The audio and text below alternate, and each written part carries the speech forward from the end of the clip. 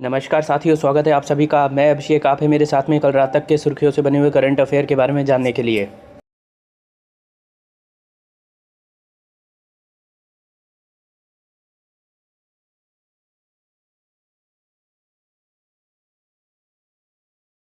मैं आपका स्वागत करता हूं अपने चैनल स्मार्ट टीचिंग अभी भी जीएस बाई अभिषेक में।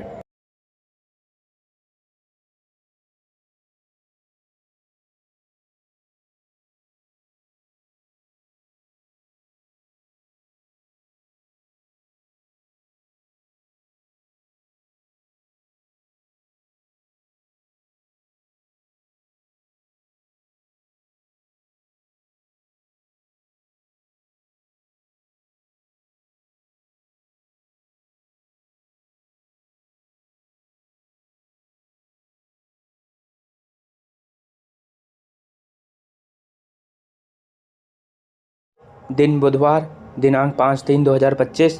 हमारा मिशन आपका सिलेक्शन। आइए शुरू करते हैं।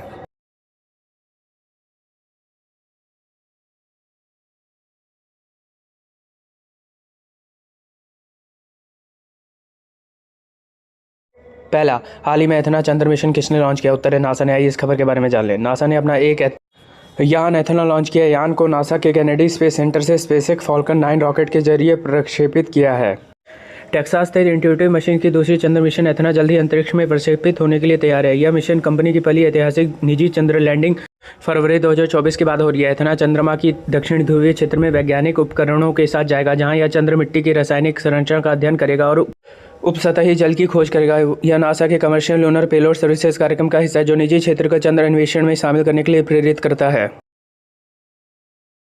अगला, हाल ही में रक्षा मंत्री द्वारा भारतीय तटरक्षक बल आईसीजी के जवानों को कितने पदक प्रदान किए गए? उत्तर है 32। आइए इस खबर के बारे में जान लें। समारोह में रक्षा मंत्री ने कुल 32 पदक में से 6 राष्ट्रपति विशेष सेवा पदक, 11 तटरक्षक वीरता पदक और 15 तटरक्षक सराहनीय पदक कर्मियों को अक्सर चुनौतीपूर्ण और विकट स्थितियों में उनकी अनुकरणीय सेवा, वीरता के कार्य और कर्तव्य के प्रति निस्वार्थ समर्पण के लिए दिया गया। यह पदक 2022, 2023, 2024 के लिए दिए गए हैं। इस मौके पर रक्षा मंत्री राजनाथ सिंह ने कहा, भारतीय तटरक्षक बल अब एक दुर्जय शक्ति के रूप में विकसित हो चुके हैं। देश का तटरक्षक बल दुनिया के सबसे परफेक्ट और कुशल समुद्री सेनाओं में से एक है। वैश्विक समुदाय के बीच भी इसे भरोसेमंद बल के रूप में देखा जाता है, जो निश्चित रूप से एक बड़ी उपलब्धि है। अगला, हाल ही में मुंबई में भुगतान सुरक्षा शिखर सम्मेलन 2025 का आयोजन होगा। नेक्स्ट, हाल ही में हिम्मत शाह का निधन हो गया। वे कलाकार थे। नेक्स्ट, आंध्र प्रदेश के मुख्यमंत्री ने 1000 करोड़ के हरित हाइड्रोजन संयंत्र केंद्र का उद्घाटन किया। नेक्स्ट, हाल ही में गुरुग्राम में भारत के पहले विश्व शांति केंद्र का उद्घाटन किया। नेक्स्ट, पोनी अक्षय पुजारी द्वारा किए जाने वाले औपचारिक नृत्यों के दौरान इस्तेमाल किए जाने वाले तलवार जैसा वाद्य अरुणाचल प्रदेश का है। नेक्स्ट, हाल ही में आत्मा पूजा के अनुष्ठानों के अवशेष केरल में मिले। नेक्स्ट, हाल ही में डेजर्ट हंट 2025 अभ्यास राजस्थान में आयोजित किया गया है।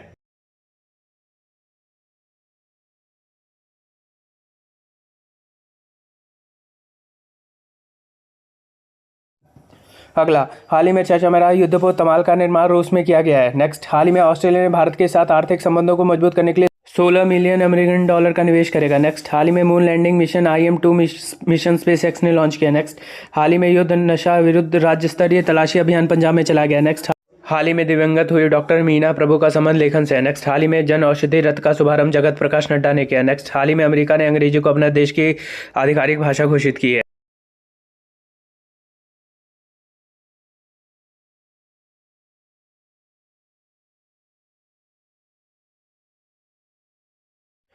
अगला, देश का पहला सोलर सिटी बनाया मध्य प्रदेश का सांची शहर। नेक्स्ट, हाल ही में विश्व वन्यजीव दिवस 2025 3 मार्च को मनाया गया। नेक्स्ट, हाल ही में अनोरा फिल्म ने 2025 का सर्वश्रेष्ठ फिल्म का ऑस्कर पुरस्कार जीता है।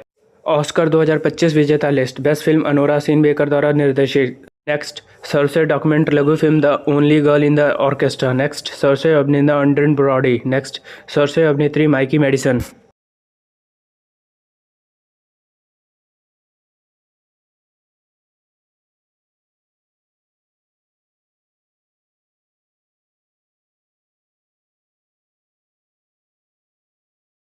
अगला, सर्वश्रेष्ठ अंतर्राष्ट्रीय feature film I am still here. Next, सर्वश्रेष्ठ document feature film no other land. Next, हाल ही में मोबाइल वर्ल्ड कांग्रेस 2025 का आयोजन स्पेन में किया गया। नेक्स्ट, हाल ही में स्मिता नौकायन लीग में ओवरऑल चैंपियन कोचिंग क्वींस बनी। नेक्स्ट, हाल ही में 42वां राष्ट्रीय रोइंग चैंपियनशिप का आयोजन भोपाल में किया गया। नेक्स्ट, हाल ही में दिया सलाई कैलाश सत्यार्थी की आत्मकथा है। नेक्स्ट, हाल ही में इनॉक्स इंडिया लिमिटेड ने क्रायोजेनिक इंजन के लिए IATF 16949 प्रमाण पत्र पाने वाली पहली भारतीय क्रायोजेनिक उपकरण निर्माता कंपनी बनी है।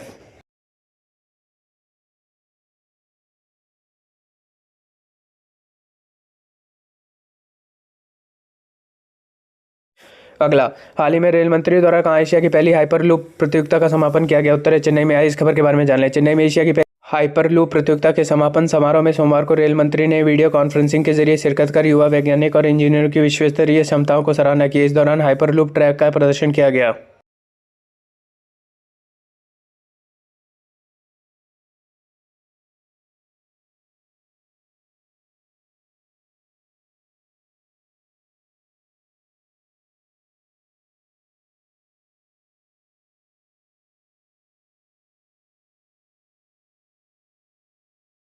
अगला, हाल ही में कितने वर्षों के बाद केप गिद्ध का दक्षिण अफ्रीका के पूर्व केप प्रांत में देखा गया? उत्तर है 30 वर्षों के बाद। आइए इस खबर के बारे में जान लें। 30 वर्षों के बाद केप गिद्ध को दक्षिण अफ्रीका के पूर्वी केप प्रांत में देखा गया है। दक्षिण अफ्रीका के ईस्टर्न केप में 85 केप गिद्धों का 3 दशकों के बाद देखा जाना संरक्षणवादियों के लिए एक महत्वपूर्ण उपलब्धि है। विशेष रूप से दक्षिण अफ्रीका में पाए जाने वाली ये गिद्ध पारिस्थितिक संतुलन बनाए रखने में अहम भूमिका निभाते हैं, क्योंकि वे मृत जीवों को खाकर बीमारियों के प्रसार को रोकते हैं। हालांकि संरक्षण प्रयासों से इनकी आबादी स्थिर हो रही है, लेकिन वैश्विक स्तर पर गिद्धों को कई खतरों का सामना करना पड़ता है। यह पुनरुत्थान दर्शाता है कि निरंतर संरक्षण पहल कितनी महत्वपूर्ण है।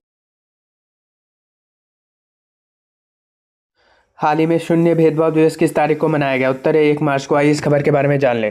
प्रतिवर्ष 1 मार्च को शून्य भेदभाव दिवस मनाया जाता है। इस दिवस के वैश्विक स्तर पर संयुक्त राष्ट्र महासभा द्वारा मनाया जाता है। इस अवसर पर हर जगह लोग अनुचित व्यवहार को रोकने और दुनिया को एक निष्पक्ष और शांतिपूर्ण जगह बनाने के लिए मिलकर कार्य करते हैं।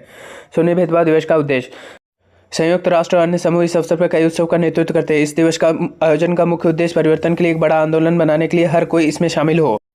आज के समय बढ़ती नफरत और भेदभाव एक बीमारी बनने से पहले यह दिवस समावेशन, समानता, शांति को बढ़ावा देने और लोगों के बीच शांतिपूर्ण जीवन जीने के उनके अधिकारों के बारे में जागरूकता पैदा करने के लिए मनाया जाता है। भेदभाव और व्यक्तियों, समुदाय और समाजों पर उनके प्रभाव को संबोधित करने के लिए मनाया जाता है। अगला, प्रतिवर्ष लगभग 48 टन सोने का उत्पादन करने वाली दुनिया की सबसे बड़ी ग्रासबर्ग खदान किस देश में स्थित है? उत्तर है इंडोनेशिया में। आइए इस खबर के बारे में जान लें। दुनिया की सबसे बड़ी ग्रासबर्ग खदान इंडोनेशिया के पपुआ प्रांत में स्थित है। यह खदान सालाना करीब 48 टन सोना निकालती है। इस खदान की खासियत है, यह दुनिया की सबसे बड़ी और सबसे अमीर सोने की खदान है। यह दुनिया की सबसे बड़ी तांबे की खदानों में से एक है। यह खदान पपुआ के सबसे ऊंची पर्वत पुंचक जया के पास स्थित है। यह खदान टेक्टोनिक प्लेटों के खिसकने से बने क्षेत्र में है। इस खदान में अपना हवाई अड्डा, बंदरगाह, सड़कें, स्कूल और अस्पताल बने हुए हैं। इस खदान में करीब 20,000 लोग काम करते हैं। इस खदान से निकाला गया अयस्क सोने और तांबे की उच्च मात्रा से भरपूर होते हैं।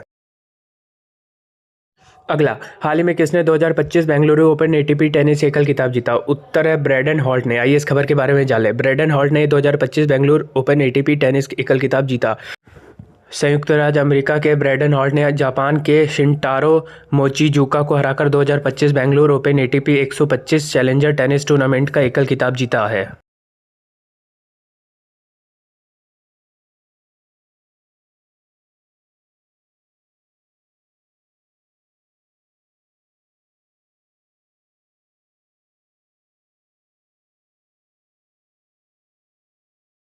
अगला, हाल ही में किसे राजस्व विभाग का अतिरिक्त प्रभार सौंपा गया? उत्तर है अजय सेठ को। आइए इस खबर के बारे में जान लें। कार्मिक मंत्रालय के आदेश के अनुसार आर्थिक मामलों के सचिव अजय सेठ को शनिवार 1 मार्च 2025 को राजस्व विभाग के सचिव के पद का अतिरिक्त प्रभार दिया गया है।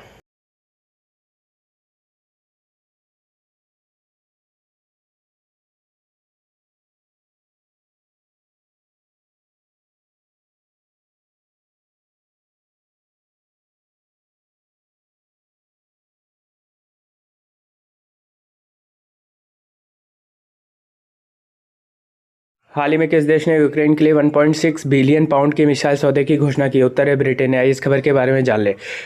ब्रिटिश पीएम ने यूक्रेन के लिए 1.6 बिलियन पाउंड के मिसाइल सौदे की घोषणा की है। ब्रिटेन के प्रधानमंत्री कीर स्टारमर ने यूक्रेन की मदद के लिए एक बड़ा ऐलान किया। उन्होंने कहा कि यूके कीव को 5,000 से अधिक एयर डिफेंस मिसाइलों की खरीद के लिए ब्रिटिश निर्यात वित्त के 1.6 बिलियन पाउंड यानी $2 बिलियन इस्तेमाल करने की अनुमति देगा। लंदन के पश्चिमी नेताओं के साथ शिखर सम्मेलन के बाद रविवार को एक प्रेस कॉन्फ्रेंस में स्टारमर ने कहा कि यह बुनियादी ढांचे की सुरक्षा और यूक्रेन की मजबूती के लिए महत्वपूर्ण होगा। समाचार एजेंसी सिन्हुआ की रिपोर्ट के अनुसार स्टारमर ने कहा कि इसका लक्ष्य यूक्रेन को सबसे मजबूत स्थिति में लाना है ताकि देश बेहतर स्थिति में रहकर बातचीत कर सके। अगला, हाल ही में किस राज्य सरकार ने किसानों को 5 रुपये में स्थायी बिजली कनेक्शन प्रदान किया जाएगा? उत्तर है मध्य प्रदेश। आइए इस खबर के बारे में जानें। किसानों को अब ₹5 में मिलेगा बिजली का स्थायी कनेक्शन। 3 साल में 30 लाख अन्नदाता के खेत होंगे सोलर पंप से रोशन। मध्य प्रदेश सरकार ने किसानों के लिए अपनी झोली खोली है। मुख्यमंत्री मोहन यादव कई घोषणा करते हुए साफ कर दिया है कि किसानों को नाराज नहीं होने देंगे। किसानों को अब ₹5 में बिजली के स्थायी कनेक्शन मिलेगा। मुख्यमंत्री ने कहा कि चरणबद्ध रूप से पूरे प्रदेश में किसानों को यह सुविधा उपलब्ध कराई जाएगी।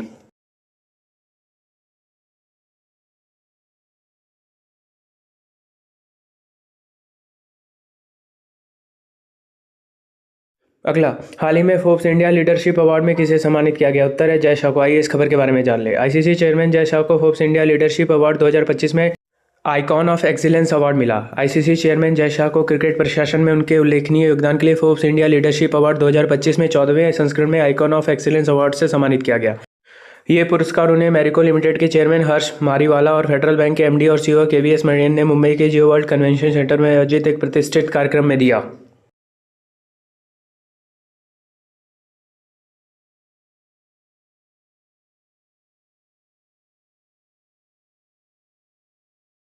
हाल ही में देश में महिला उद्यमिता को बढ़ावा देने के लिए कौन सी पहल शुरू की गई? उत्तर है स्वावलंबनी। आइए इस खबर के बारे में जान लें।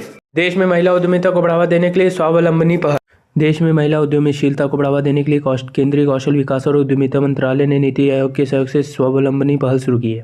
चौधरी चरण सिंह विश्वविद्यालय मेरठ उत्तर प्रदेश में स्वावलंबनी पहल को 1 मार्च 2025 को कौशल विकास और उद्यमिता के लिए केंद्रीय मंत्री और शिक्षा राज्य मंत्री जयंत चौधरी द्वारा शुभारंभ किया गया। इस अवसर पर स्वावलंबनी पहल बनारस हिंदू विश्वविद्यालय, हैदराबाद विश्वविद्यालय और मौलाना आजाद राष्ट्रीय उर्दू विश्वविद्यालय में भी प्रस्तुतः एक साथ शुरू की गई है।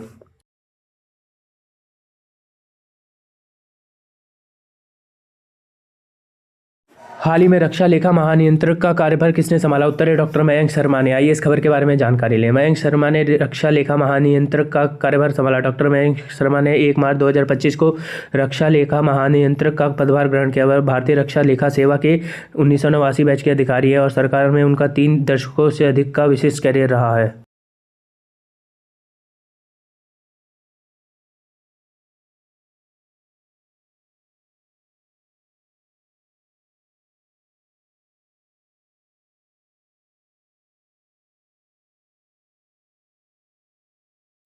धन्यवाद। Good night. आपका दिन मंगलमय हो। शुभ रात्रि।